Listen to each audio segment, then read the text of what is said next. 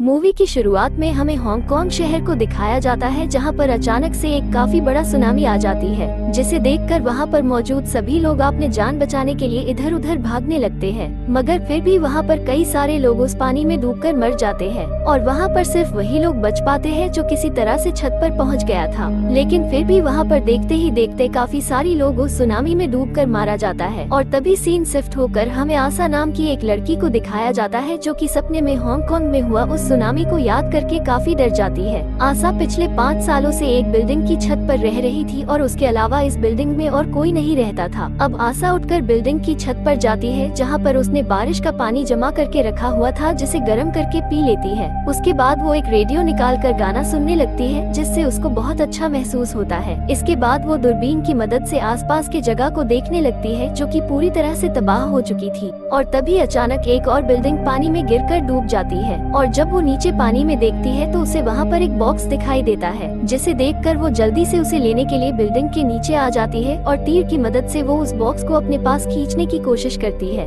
लेकिन पानी में मौजूद कुछ मछलियाँ उस बॉक्स को पकड़ लेती है, जिस वजह से वो उस बॉक्स को खींच नहीं पाती और खिड़की से टकराकर उसके हाथ में चोट लग जाती है। लेकिन फिर भी वो हार नहीं मानती और काफी कोशिश करने के बाद जैसे तैसे करके वो उस बॉक्स को अंदर खींच लेती है। और जब वो उस बॉक्स को खोलकर देखती है तो उसे वहाँ पर एक शराब की बोतल मिलती है। उसके बाद वो उसे लेकर ऊपर आ जाती है और उसी शराब से अपनी घाव को साफ करने लगती है। और जब वो छत में बैठकर आराम कर रही होती है, तभी उसे वहाँ पर कुछ आवाजें सुनाई देती है, जिसे सुनते ही वो दूरबीन से देखती है तो उसे कुछ लुटेरे उसकी बिल्डिंग की तरफ आते हुए दिखाई देते हैं। जिसे देखते ही वो जल्दी से अपना सारा सामान समेटकर कहीं छिपा देती है और खुद भी एक सुरक्षित जगह में छुप जाती है। इसके बाद वो लुटेरे बिल्डिंग में आकर हर एक कोने को अच्छे से चेक करते हैं, लेकिन उन लोगों को वहाँ पर कुछ खास नहीं मिलता। इसलिए वहाँ पर एक बच्चा ने गोली चला देता है, जिसकी आवाज सुनकर आशा काफी डर जाती है। अब कुछ देर बाद लुटेरे वहाँ से चले जाते हैं, जिसे देखकर आशा भी वहाँ से बाहर निकलती है और अपनी पुरानी यादों में चली जाती है, जहाँ वो अपनी बहन के साथ बहुत खुश थी। और कुछ देर के बाद रात हो जाती है, जहाँ पर आशा सो जाती है, लेकिन तभी उसे वही डरावने सपने आने लगते हैं, जिसमें वो अपनी फैमिली को डूबता हुआ देखती है, लेकिन फिर भी वो उन्हें बचा नहीं पाती। और फिर अगले दिन जब वो काम कर रही होती है कि तभी उसे वहाँ पर किसी की होने की आहट होता है। इसलिए वो लाइट लेकर हर जगह अच्छे से चेक करने लगती है, लेकिन उसे वहाँ कुछ नहीं मिलता। उसके बाद वो हाथ मुंह धोकर साबुन वहीं रख देती है और तभी वहाँ एक छोटी बच्ची आकर उस साबुन को उठा ले जाती है। लेकिन तभी पीछे से आशा भी आ जाती है। इससे पहले कि आशा उस बच्ची को पकड़ती, वो बच्ची आशा को मारकर वहाँ से भाग जाती है। अब अगले दिन आशा बिल्डिंग में उस बच्ची को खोजने के लिए निकल जाती है और जब वो देखती है कि वो बच्ची दूसरे कमरे की सोफे पर सोई हुई थी, जिसे देखकर आशा थोड़ी देर रुककर ऐसे ही देखती रहती है। इसके बाद वो उसे वहीं छोड़कर अपने रूम की तरफ चली जाती है। लेकिन तभी हम देखते हैं कि उस छोटी बच्ची ने आशा के रूम से बहुत सारा सामान चोरी किया हुआ था, जिसमें आशा और उसकी छोटी बहन की तस्वीरें भी थी। वो छोटी बच्ची इन तस्वीरों को देख ही रही होती है कि तभी वहाँ आशा पहुँच जाती है और वो उस बच्ची से उन तस्वीरों को छीन लेती है। लेकिन वो बच्ची फिर से वहाँ से भाग जाती है, जिसे देखकर आशा को कुछ समझ में नहीं आ रहा था कि वो इस बच्ची को क्या करे। मगर वो बच्ची अभी भी नीचे वाले रूम में थी, जहाँ बहुत सारा पानी भरा हुआ था, जिसे देखकर आशा को उस बच्ची पर तरस आने लगता है। इसलिए वो उसके लिए नूडल्स बनाने लगती है और नूडल्स लेकर उस बच्चे के पास नीचे चली जाती है। लेकिन वो बच्चे नूडल्स नहीं लेती है, जिसे देखकर आशा नूडल्स को वहीं रखकर अपने रूम में चली जाती है। मगर आशा वहाँ से जाते ही वो बच्ची नूडल्स खाने लग जाती है और फिर अगले दिन वो बच्ची आशा के वो सारा सामान वापस कर देती है, जो उसने उसके रूप से चुराया था। इसके बाद आशा नूडल्स बनाती है और उन दोनों मिलकर खाने लगती है, जहाँ पर वो छोटी बच्ची आशा की खाने में नकल करने लगती है। जैसे जैसे आशा नूडल्स खाती थी, वो बच्ची भी उसकी नकल करते हुए वैसे ही खा रही थी। उसे देखकर आशा बहुत ही खुश होती है, लेकिन फिर भी वो बच्ची उससे कोई बात नहीं करती। अब रात के समय आशा अपने बेडरूम में उस बच्ची के लिए बिस्तर भी लगा देती है, पर उस बच्ची को नींद नहीं आ रही थी, इसलिए वो रोने लगती है और बोलती है कि उसे अपने माँ बाप की बहुत याद आ रही है। उस बच्ची को रोता हुआ देखकर आशा उसे बोलती है कि तुम घबराओ नहीं, हम तुम्हारे फैमिली को बहुत जल्द खोज लेंगे।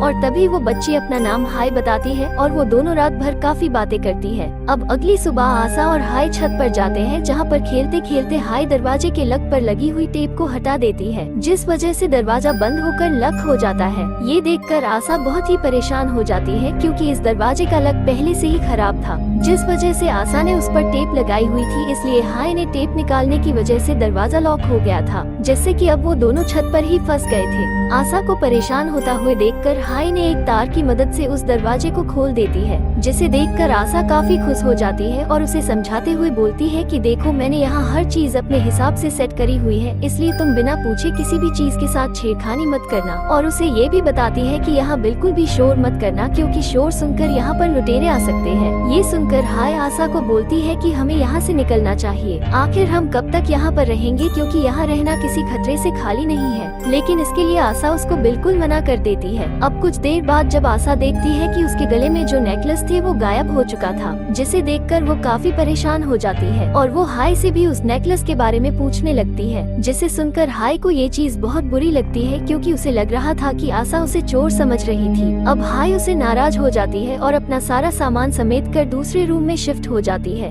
अब अगली सुबह आशा देखती है कि पीने वाला पानी हाय कपड़े धोने के लिए यूज कर रही थी, और फिर रात को आशा जब सो रही थी तो उसे फिर वही भयानक सपना आता है, जिससे वो बुरी तरह से डर जाती है। लेकिन तभी हाय उसके पास आकर उसे जगा देती है। इसके बाद आशा हाय को पूरा सेटअप बताती है कि उसे यहाँ पर कैसे रहना है, और उसे पानी ज्यादा यूज न करने के लिए भी बोलती है। मगर तभी हाय आशा से एक रूम के बारे में पूछती है जो काफी समय से बंद था। आशा उसे बताती है कि इस रूम से बहुत ही गंदी बदबू आती है, इसलिए तुम गलती से भी इस दरवाजे को कभी मत खोलना। अब अगली सुबह हाय रेडियो पर न्यूज सुन रही होती है कि तभी रेडियो पर बताया जाता है कि सुनामी में जितने भी लोग बच गए हैं उन सभी को सरकार द्वारा हेल्प दी जा रही है और उन्हें जरूरत का सारा सामान भी दे रहा है। ये सुनते ही हाय काफी खुश होती है और जल्दी से जाकर ये बात आशा को बताती है और उससे बोलती है कि हमें उस जगह पर चलना चाहिए। लेकिन आशा इस बार भी उसे साफ साफ मना कर देती है। ये सुनकर हाय को बहुत बुरा लगता है और वो गुस्से से आशा को बोलती है कि तुम बहुत डरपोक हो, क्योंकि तुम हालातों का सामना नहीं करना चाहती हो।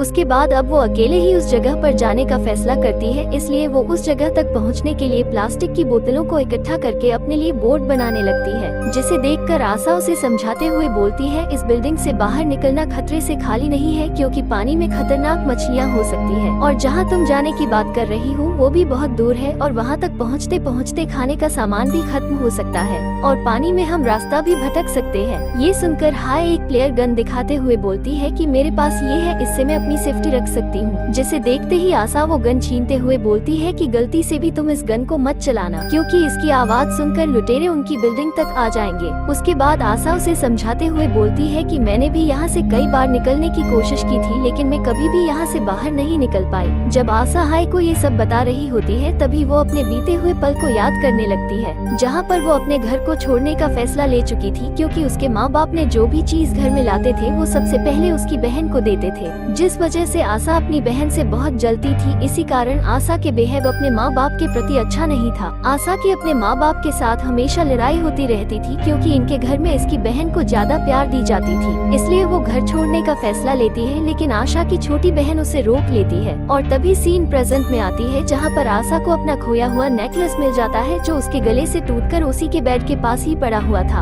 अब अगले दिन जब बारिश हुई थी तो उन्होंने पीने के लिए काफी पानी इकट्ठा कर लिया था, लेकिन तभी कहीं न कहीं आशा को भी लगने लगा था कि अब ये जगह उनके लिए महफूज नहीं है और जो हाय ने कहा था वो बिल्कुल सही था। इसलिए आशा भी अब उसी जगह पर जाने का फैसला करती है। उसके बाद आशा और हाय मिलकर उस जगह पर जाने के लिए एक बोट तैयार करने लगते हैं और फिर सीन शिफ्ट होकर हमें कुछ महीने बाद का सीन दिखाया जाता है, जहाँ हमें पता चलता है कि जब आशा ने घर छोड़ा था तो उसके साथ में उसकी बहन भी थी, लेकिन तभी वहाँ पर सुनामी आ जाती है, जिस वजह से चारों तरफ अफरा तफरी मच जाती है और आशा को इस बात का दुख होता है कि वो अपनी बहन को नहीं बचा पाई। अब फिर से प्रेजेंट में दिखाया जाता है, जहाँ पर वो दोनों मिलकर अपने लिए बोट भी तैयार कर चुका था, इसलिए वो दोनों वहाँ से निकलने के लिए अपने सारा सामान इकट्ठा कर रहा था। लेकिन तभी वहाँ पर गलती से रेडियो ऑन हो जाता है, जिसकी आवाज सुनकर वहाँ पर लुटेरे आ जाते हैं, जिसे देखते ही वो दोनों जल्दी से अपना सारा सामान छुपा लेती है और आशा हाय को एक लकड़ी की दीवार के पीछे छुपा देती है। उसके बाद वो भी उस कमरे में छुप जाती है जहाँ से काफी सारी बदबू आते थे। अब वहाँ पर लुटेरे आकर हर एक चीज को अच्छे से चेक करने लगते हैं और जो कुछ भी खाने का सामान उन्हें मिल रहा था उसे अपने पास रख रहे थे। लेकिन तभी उन लोगों को दीवार के पीछे छुपी हुई हाय भी मिल जाती है, जिसकी वजह से हाय जोर से चिल्लाने लगती है और उसकी आवाज आशा ने भी सुन लेती है। लेकिन वो बहुत ज्यादा डरी हुई थी, इसलिए उसे समझ में नहीं आ रहा था कि अब वो क्या करे और तभी वो लुटेरे उनकी बनाई हुई बोट को भी तोड़ देते हैं। इसके बाद वो लोग उस रूम में भी आ जाते हैं जहाँ आशा छुपी हुई थी और तभी आशा को अपने बहन की याद आने होने लगती है जहाँ पर वो चाहकर भी अपनी बहन को नहीं बचा पाई थी। इसलिए आशा सोचती है कि अब वो ये गलती दोबारा नहीं करेगी, इसलिए वो हिम्मत करके बाहर आ जाती है, लेकिन उसे भी लुटेरों ने पकड़कर अपने साथ ले जाता है। इसी दौरान आशा फ्लेयर गन से एक आदमी को मार देती है और उसी मौका देखकर वहाँ से भाग जाती है। उसके बाद वो रेडियो ऑन करके दूसरी रूम में फेंक देती है, जिसकी आवाज सुनकर कुछ लुटेरे उस रूम में चले जाते हैं और उसी मौका देखकर आशा उन पर हमला कर देती है और उन सब आदमियों को मार देती है। लेकिन उधर लुटेरों के हेड ने हाई को पकड़कर अपने पास लेकर जाता है, मगर इधर आशा अभी भी उसी रूम में होती है और तभी वो देखती है कि उस रूम में काफी सारी लाशें पड़ी हुई थी जो पहले से ही सड़ चुकी थी और इसी वजह से वहाँ पर बहुत बदबू आते थे। और तभी वहाँ पर लुटेरों भी आ जाते हैं, मगर आशा जैसे तैसे करके उन लुटेरे को चाकू से मार देती है। इसके बाद आशा एक शिप के पास जाती है जहाँ पर हाई एक लुटेरे की कैद में थी, जिसे देखते ही आशा उसको तीर से मारने की कोशिश करती है, लेकिन उसका निशाना चूक जाता है। लेकिन तीर की आवाज सुनकर लुटेरा पानी की तरफ देखने लगता है और इसी मौका देखकर हाई उस लुटेरे को पानी में धक्का देती है, लेकिन वो लुटेरा पानी में गिरने से पहले हाई को भी पकड़कर अपने साथ खींच लेता है, जिसे देखते ही हाई को बचाने के लिए आशा भी पानी में कूद जाती है और तभी वहाँ पर एक शार्क आकर उस लुटेरे को मार देती है, जिसे देखते ही आशा हाई को जल्दी से पानी से बाहर निकालकर लुटेरों को सीप में आ जाती है। उसके बाद वो दोनों उसी सीप के जरिए अपने मंजिल की ओर निकल जाती है और इसी तरह से ये मूवी भी यहीं पर एंड हो जाती है।